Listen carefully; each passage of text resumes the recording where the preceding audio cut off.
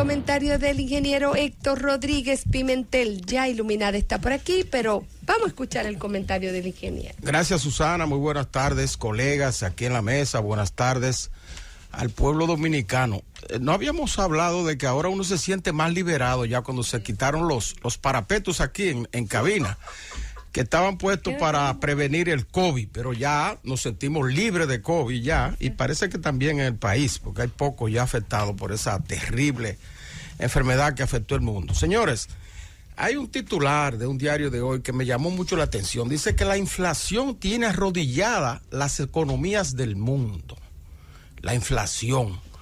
Se están dando manifestaciones de inflación extraordinaria. En Europa hace 40 años la inflación no aumentaba tanto, los precios. En los Estados Unidos por igual. Aquí en la República Dominicana ya se habla de un 8.9% de inflación, de la inflación interanual. Y cada día los precios de los productos aumentan, sobre todo los productos de primera necesidad, que son los que afectan a las clases más empobrecidas del país. Los gobiernos son adversarios naturales de la inflación, porque la inflación es una enfermedad silenciosa, que actúa de manera silenciosa, pero que se chupa la economía del pobre. Porque usted normalmente tiene un salario fijo, un ingreso fijo, y la inflación, en la medida en que va aumentando, usted va a tener que buscar más recursos para satisfacer sus necesidades. Y eso le va consumiendo todo el presupuesto sin que usted se dé cuenta. Y por eso es que los políticos y los gobiernos, en sentido general, son adversarios y le temen a la inflación. Porque la inflación también tumba gobierno. La inflación, cuando suben los productos de primera necesidad, entonces viene la oposición, arrecia su discurso demagógico y culpa al gobierno de turno de esa salsa.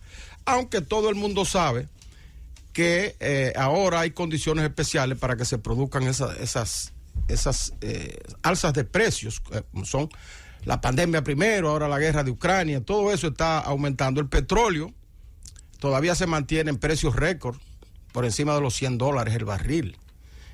Los Estados Unidos, un país poderoso que tiene muchos recursos, se ha visto la necesidad de liberar 1 millón de barriles de petróleo diario. Biden acaba de tomar esa decisión. La reserva de petróleo en los Estados Unidos es un depósito de petróleo que está no explotado, que existe en el Golfo de México, pero en territorio norteamericano, y que se estableció en el 1975, cuando la guerra del Golfo. Pues eso produjo un embargo al petróleo, los precios subieron bastante. Entonces los Estados Unidos se inventaron tener una reserva para situaciones especiales. Y ahora, esa reserva casi ellos nunca la tocan. Y ahora, después de la pandemia, la han tocado 3 veces. En noviembre del año pasado, que liberaron alrededor de 30 millones de barriles. Ahora, en enero también, 18 millones. Y acaba de disponer el presidente Biden liberar 1 millón de barriles diarios para aumentar, ¿verdad?, la oferta de este carburante y a ver si logra que baje el precio. Aunque muchos opinan que eso no va a tener un gran efecto por el hecho de que 3 millones de barriles diarios salieron del mercado por el embargo que se le tiene a Rusia, por el bloqueo económico se ha establecido a Rusia por motivo de la invasión a Ucrania. De manera que 1 millón diario no va a suplir a 3 millones diarios que faltan en el mercado. Y los países árabes se niegan a aumentar su oferta, y los propios productores de petróleo de los Estados Unidos, los del sector privado, no quieren aumentarlo, porque nadie que produzca quiere que su precio baje. Y eso, señores, es lo que está pasando en la República Dominicana. Para venir ya a aterrizar aquí. En el día de ayer, en la Cámara de Diputados, se dio un fenómeno que yo quiero explicar brevemente antes de continuar con el comentario. Con el proyecto de ley que sometió el gobierno de tasa cero para ciertos productos de importación, para las carnes, los aceites, carne de cerdo, de pollo, para una serie de productos que consume la población, buscando la manera de de abaratarle los precios a los sectores más necesitados. Bueno, pues ese proyecto de ley es un proyecto de ley orgánico, y en consecuencia requiere la 2/3 partes de los presentes en cada Cámara. Se está conociendo en la Cámara de Diputados que tiene 190 diputados. Para usted reunir la 2/3 partes, 190, si asisten todos, usted tendría que tener alrededor de 128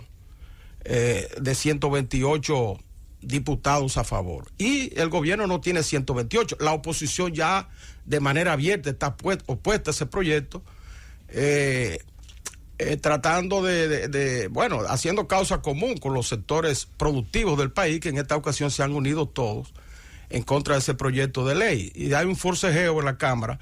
En el día de ayer se aprobó en primera lectura el proyecto, pero fíjense por qué se aprobó. No porque el gobierno tenga la mayoría, sino porque la oposición abandonó el hemiciclo.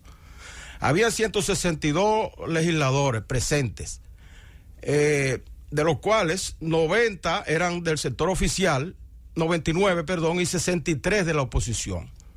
Si se hubiesen quedado en el hemiciclo, eso sumaba 162 diputados. Las 2/3 partes eran 108 y el gobierno lo que tenía era 99 solamente. No se hubiese aprobado. Pero no sé obedeciendo a qué. Quizás a la inexperiencia o quizás a... Porque a veces se toman decisiones de que por inexperiencia, pero no, son a propósito, como para que se apruebe diciendo que yo estoy en contra. No digo que este sea el caso. Y lo digo porque ahí hay, por ejemplo, vocero, Gustavo Sánchez, un vocero de la bancada del PLD, que tiene mucha experiencia, no sé cómo incurrió en ese error, de que la bancada de oposición se retiró, los 63 diputados presentes, entonces eso facilitó con lo que quedaron, los 99 que quedaron dentro del hemiciclo, que se reuniera la 2/3 partes, porque es la 2/3 partes de los presentes. Bueno, ahí se tuvo el 100%, los 99 presentes. De manera que fue un error de la oposición abandonar. Pero, señores, esa situación se va a repetir el próximo martes, que es cuando se reúne de nuevo la Cámara de Diputados. El próximo martes seguro que el gobierno no va a tener el quórum necesario. Yo estoy casi seguro porque la oposición está rabiosamente opuesta a ese proyecto. Y los sectores, el CONE, el Consejo Nacional de Hombres de Empresa, la Asociación de Industria de la República Dominicana, los productores agropecuarios, están monolíticamente opuestos. Ahora, ¿qué yo pienso que, como pienso que no se va a aprobar el proyecto,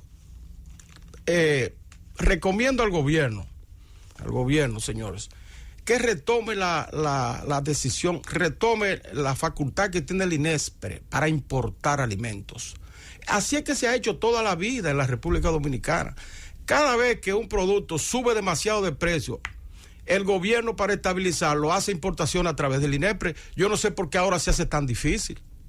Siempre se han importado productos. El gobierno, esa es la forma que el gobierno tiene de intervenir en el mercado.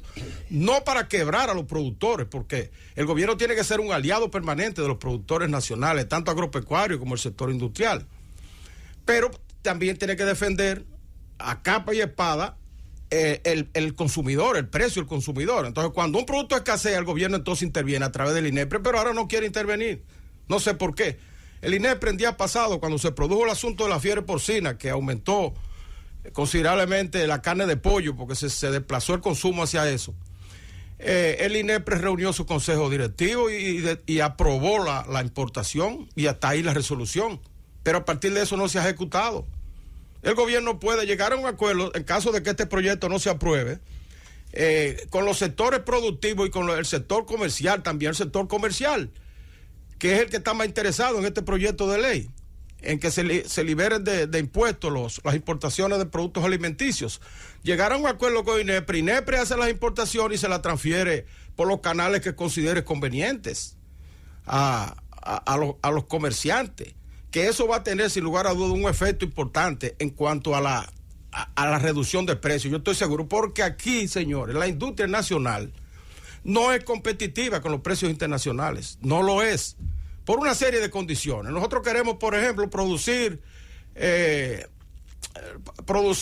pollo, pero no sembramos maíz. El país no siembra maíz, no son los productores de pollo, el país no siembra maíz. ¿Y por qué no siembra maíz? Bueno, porque el maíz no es competitivo en los precios, porque no producimos tecnología, no tenemos tractores, no tenemos fertilizantes, tenemos que importar todo eso, la energía es cara. Entonces no hay forma de que podamos orientar hacia el origen a nuestra industria, hacia nuestra agricultura para agregarle mayor valor.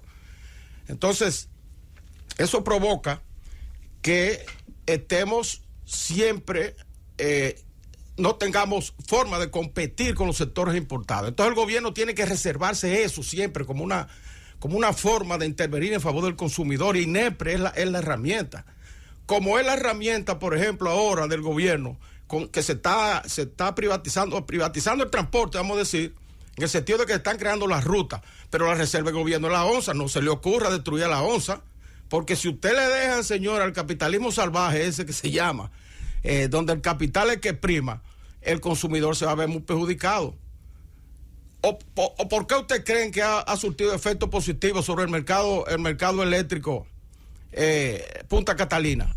Aquí hubiese estado el kilovatio hora a 20 o 25 centavos de dólar si Punta Catalina no tuviera, que lo mantiene a 13, a 12, a 13, y para el sector comercial, para el sector familia, a 9 y a 10 el kilovatio hora.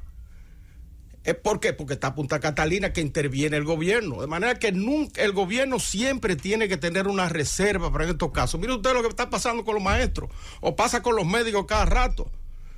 Y que en tiempo antes, cuando eso ocurría, teníamos médicos en las Fuerzas Armadas que hacían el papel. El gobierno siempre tiene que intervenir. Y en este caso, de los productos, de los precios, de los productos de primera necesidad altos, yo pienso que el gobierno tiene que retomar la herramienta de INESPRE para importar conjuntamente con el sector productivo y comercial del país, porque no hay que hacerlo unilateralmente para quebrar a nadie, no, sino conjuntamente, pero a través del INESPRE, con cero arancel, de suerte que podamos aminorar un poco esta inflación que está cogotando a la República Dominicana y al mundo. Adelante, Francis.